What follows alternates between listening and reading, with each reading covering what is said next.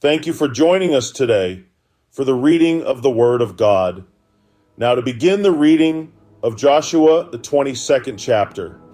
Then Joshua summoned the Reubenites, the Gadites, and the half-tribe of Manasseh, and said to them, "You have done all that Moses, the servant of the Lord, commanded, and you have obeyed me in everything I commanded. For a long time now, to this very day, you have not deserted your fellow Israelites, but have carried out the mission the Lord your God gave you. Now that the Lord your God has given them rest, as he promised, return to your homes in the land that Moses, the servant of the Lord, gave you on the other side of the Jordan.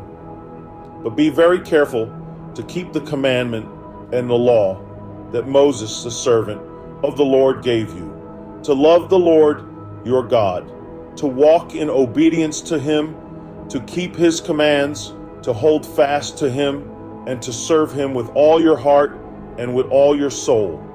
Then Joshua blessed them and sent them away, and they went to their homes. To the half-tribe of Manasseh, Moses had given land in Bashan, and to the other half of the tribe, Joshua gave land on the west side of the Jordan, along with their fellow Israelites. When Joshua sent them home, he blessed them, saying, "Return to your homes with your great wealth, with large herds of livestock, with silver, gold, bronze, and iron, and a great quantity of clothing, and divide the plunder from your enemies with your fellow Israelites." So the Reubenites, the Gadites, and the half-tribe of Manasseh left the Israelites at Shiloh in Canaan to return to Gilead, their own land, which they had acquired in accordance with the command of the Lord through Moses. When they came to Geliloth, near the Jordan, in the land of Canaan, the Reubenites, the Gadites, and the half-tribe of Manasseh built an imposing altar there by the Jordan. And when the Israelites heard that they had built the altar on the border of Canaan at Geliloth near the Jordan on the Israelite side, the whole assembly of Israel gathered at Shiloh to go to war against them. So the Israelites sent Phinehas, son of Eleazar, the priest, to the land of Gilead, to Reuben, Gad, and the half-tribe of Manasseh. With him they sent 10 of the chief men, one from each of the tribes of Israel, each the head of a family division among the Israelite clans. When they went to Gilead, to Reuben, Gad, and the half-tribe of Manasseh, they said to them, "The whole assembly of the Lord says, 'How could you break faith with the God of Israel like this? How could you turn away from the Lord and build yourselves an altar in rebellion against him now? Was not the sin of Peor enough for us? Up to this very day, we have not cleansed ourselves from that sin, even though a plague fell on the community of the Lord. And are you now turning away from the Lord? If you rebel against the Lord today, tomorrow he will be angry with the whole community of Israel. If the land you possess is defiled, come over to the Lord's land, where the Lord's tabernacle stands, and share the land with us. But do not rebel against the Lord or against us by building an altar for yourselves, other than the altar of the Lord our God."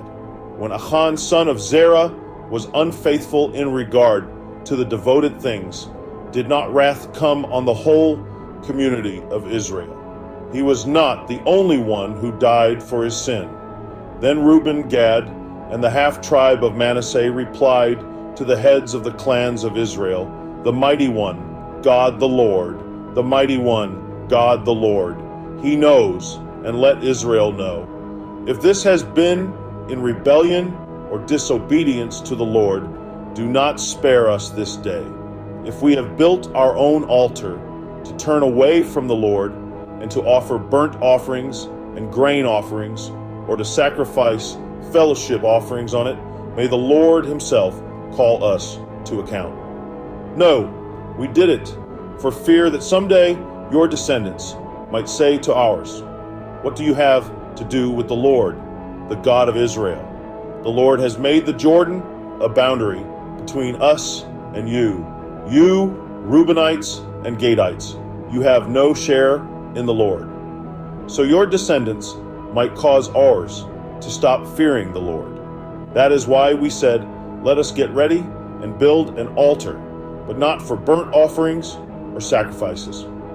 On the contrary, it is to be a witness between us and you and the generations that follow, that we will worship the Lord at his sanctuary with our burnt offerings, sacrifices, and fellowship offerings.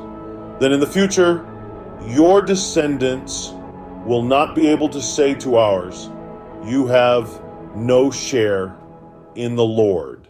And we said, if they ever say this to us or to our descendants, we will answer, 'Look at the replica of the Lord's altar, which our ancestors built, not for burnt offerings and sacrifices, but as a witness between us and you.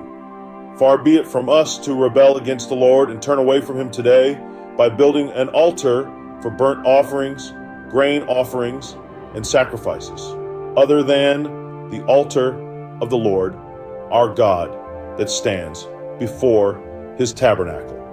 When Phinehas, the priest, and the leaders of the community, the heads of the clans of the Israelites, heard what Reuben, Gad, and Manasseh had to say, they were pleased.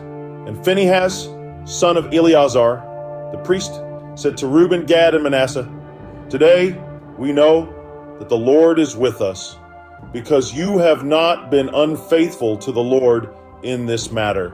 Now you have rescued the Israelites from the Lord's hand." Then Phinehas, son of Eleazar, the priest, and the leaders returned to Canaan from their meeting with the Reubenites and Gadites in Gilead and reported to the Israelites. They were glad to hear the report and praised God, and they talked no more about going to war against them to devastate the country where the Reubenites and the Gadites lived.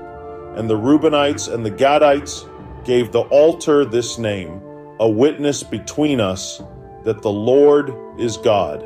Please take a moment to read the PDF attached to each and every video that has an explanation of the Word of God. Thanks and be blessed in Christ Jesus always. We look forward to seeing you in the next reading of God's Word.